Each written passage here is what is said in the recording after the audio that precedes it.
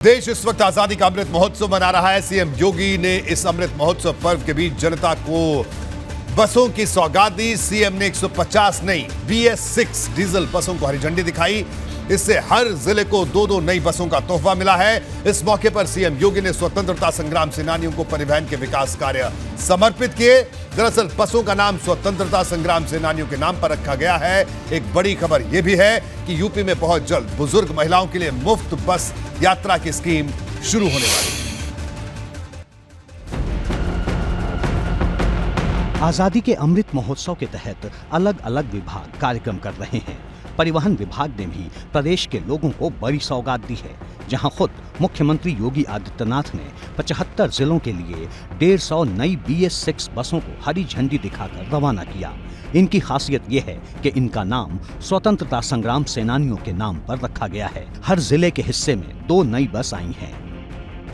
मुख्यमंत्री ने परिवहन विभाग की जिन योजनाओं का शुभारंभ किया है, उनमें ट्रेनिंग इंस्टीट्यूट अलीगढ़, बरेली और झांसी की शुरुआत हुई है। साथ ही automatic driving testing track Bareilly की भी शुरुआत हुई है और सारथी हॉल फिरोजाबाद का भी शुभारंभ किया गया है। वहीं नए बस अड्डों का भी लोकार्पण सीएम योगी ने किया।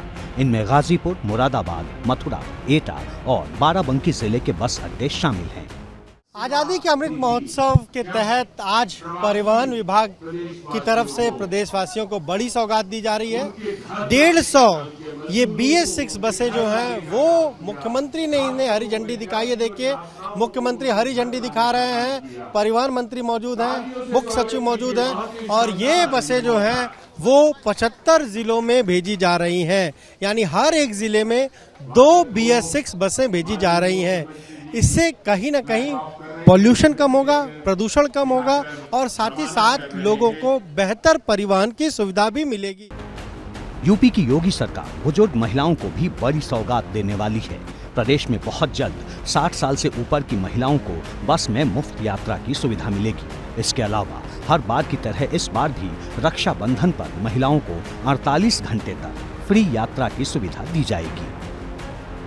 हमारी जो माताएं बहनें हैं वो रक्षाबंधन पर इसका उनके कर कमलों द्वारा ही इसका जो है वो इस पर यात्रा करेंगी, अपने भाइयों को राखी बांधने जाएंगी। ये हम सब के लिए बहुत ही खुशी की बात है और मैं अपनी माताएं बहनों से कहूँगा कि रक्षाबंधन के अवसर पर अपने भाइयों से रोड सेफ्टी के लिए हेलमेट पहनने के लिए उनसे वचन लीजिए। सरकार नई बसों की सौगात दे रही है, लेकिन विपक्ष पुरानी खटारा बसों को लेकर हमलावर है।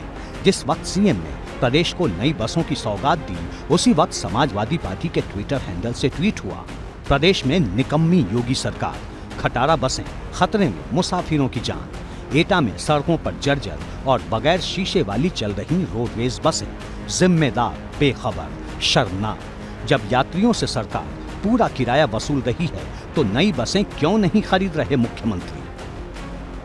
यूपी में रोडवेज की तमाम ऐसी बसें दिख जाएंगी जो खटारा हालत में हैं। सरकार नई बसों को तो सड़क पर उतार रही है, लेकिन चुभने वाला सवाल ये है कि जो सरकार आम आदमी की गाड़ी में छोटी सी कमी पर भी चालान काट देती है, वो अपने विभाग में क्यों नहीं झांकती? एबीपी गंगा के लिए लखनऊ से अनुभव शुक्ला की रिपोर्ट। और बात केशव प्रसाद मौर्य की, जिन्हें आज एक नई जिम्मेदारी सौंपी गई। केशव प्रसाद मौर्य विधान परिषद में नेता बनाए गए हैं। ये जिम्मेदारी पहले स्वतंत्र देव सिंह के पास थी, लेकिन आज सुबह ही उनके इस्तीफा देने की खबर आई और दोपहर होते होते केशव प्रसाद मौर्य के नाम का ऐलान हो गया।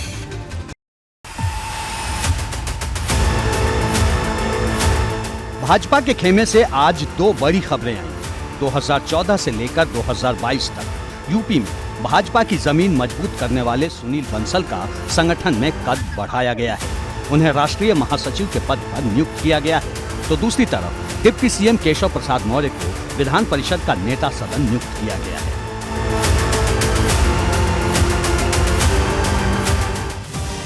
दरअसल यूपी की सियासत में भाजपा की रणनीति पिछड़ों से शुरू होती है और पिछड़ों पर ही जाकर खत्म हो जाती है। विधान परिषद में नेता सदन रहे स्वतंत्र देव सिंह ने अपने पद से इस्तीफा दिया तो ये सवाल बड़ा हो गया कि अब विधान परिषद में भाजपा किसे नेता बनाएगी। हालांकि इस सवाल के जवाब के लिए ज्यादा इंतजार नहीं करना पड़ा। क्योंकि कुछ ही देर में डिप्टी सीएम केशव प्रसाद मौर्य के नाम का औपचारिक ऐलान हो गया।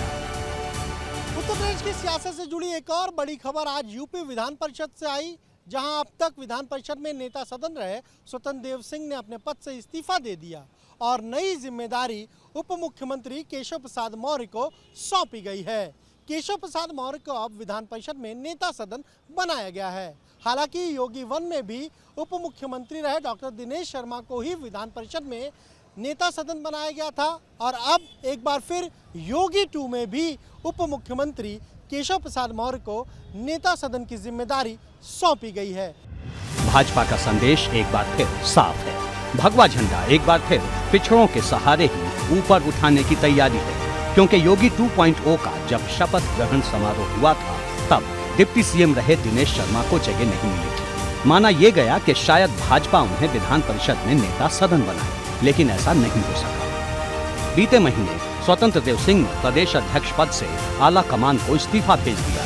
तब कहा गया कि भाजपा एक व्यक्ति एक पद के सिद्धांत पर काम करती है, लेकिन इस बार जो खबर आई उसने फिर से लखनऊ में सियासी हलचल पैदा कर दी। केशव मौर्य जी को नया नेता सदन माननीय मुख्यमंत्री जी ने मनोनीत किया है और उसको हम स्वीकार कर लेंगे। यानी स्वतंत्र देव सिंह हो या फिर केशव प्रसाद मौर्य, नाम भले अलग हो, चेहरा पिछड़ा ही रहेगा और यही भाजपा के लिए बूस्टर डोज है। केशव के नाम पर मुहर लगी तो खुद स्वतंत्र देव सिंह ने ट्वीट कर उन्हें बधाई दी। यानी कहीं न कहीं संगठन और सरकार ने केशव प्रसाद मौर्य पर अपना भरोसा जताया है और इसके अलावा 2024 के लोकसभा चुनाव को लेकर बीजेपी की क्या रणनीति रहने वाली है, ये भी इस बात के संकेत इससे मिल रहे हैं।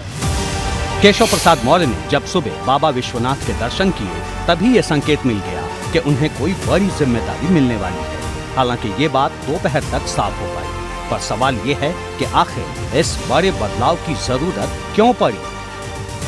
क्योंकि विधान परिषद में नेता सदन तो वही व्यक्ति होगा जो विधान परिषद का सदस्य होगा और इसे एक व्यक्ति 2 पद के सिद्धांत के साथ जोड़कर नहीं देखा जा सकता। ऐसे में सवाल ये उठ रहा है कि स्वतंत्र देव सिंह को रिप्लेस करके उप मुख्यमंत्री केशव प्रसाद मौर्य को ये जिम्मेदारी देने के पीछे वजह क्या है? क्या पार्टी आला कमान कोई संदेश देना चाहता है?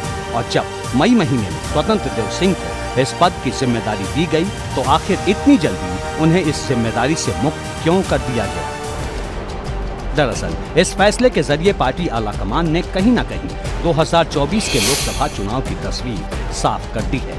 भाजपा ने एक संदेश जरूर दिया है कि 2024 के लोकसभा चुनाव में भी उसके लिए ओबीसी समाज सबसे महत्वपूर्ण रहने वाला है और ओबीसी में मौर्य, सैनी, शाक्य और कुशवाहा पर भाजपा की सबसे पैनी नजर है, क्योंकि इसी बिरादरी का वोट बैंक यूपी में सबसे अहम माना जाता है। इतना ही नहीं, पार्टी ने एक बार फिर केशव प्रसाद मौर्य पर अपना भरोसा जताया है और जो परंपरा योगी सरकार के पहले कार्यकाल में थी उसी परंपरा को इस बार बरकरार रखा है, क्योंकि पहले कार्यकाल में भी डिप्टी सीएम को विधान परिषद में नेता सदन बनाया गया था। यानी दिनेश शर्मा तब विधान परिषद में नेता की भूमिका में थे और अब केशव प्रसाद मौर्य ये जिम्मेदारी संभालेंगे, क्योंकि जब सदन की कार्यवाही होती है तो नेता सदन की भूमिका अहम हो जाती है। विपक्ष के सवालों का जवाब उसे ही सदन के भीतर देना होता है। यही वजह है कि केशव प्रसाद मौर्य को ये जिम्मेदारी दी गई है। विधान परिषद में भाजपा ने स्थायी नेता सदन नियुक्त कर दिया है। कई दूसरे पदों पर भी नियुक्तियां हो रही हैं, लेकिन अहम सवाल ये है कि यूपी में अब भाजपा का प्रदेश अध्यक्ष कौन होगा? क्या वो भी पिछड़े वर्ग से होगा या फिर किसी ब्राह्मण चेहरे को अब ये जिम्मेदारी सौंपी जाएगी? एबीपी गंगा के लिए लखनऊ से अनुभव शुक्ला की रिपोर्ट।